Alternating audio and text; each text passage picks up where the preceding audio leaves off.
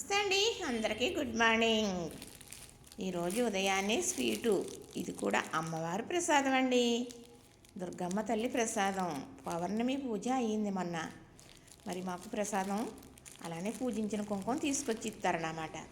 ఈ ప్రసాదం ఎవరొకరికన్నా పెడతాను. ఇలా నేను కొంచెం టీలో వేసుకున్నా, మరి తాగేస్తూ ఉంటాను. టీలో కొంచెం బెల్లం వేసుకునేది ఉంటే మానేసేసి మరి ఇలాగా ఈ స్వీట్ లడ్డు వేసుకుంటానండి. ఏదన్నా ఇలాంటి స్వీట్ ఉంటే టీలు వేసుకోవటం నాకు అలవాటు అండి. అదేం అలవాటు ఇదేంటి అని అనుకుంటున్నారా?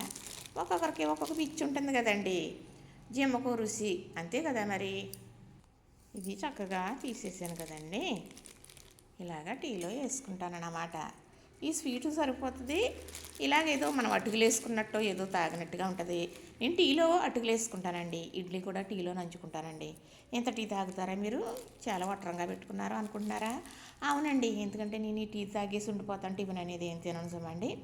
ఎక్కడికన్నా వెళ్ళామనుకోండి, వారు ఇడ్లీ పెడితే మాత్రం తింటాను టిఫిను. ఇంకేరే ఏది పెట్టినా తినండి చెప్పేస్తున్నాను అన్నమాట.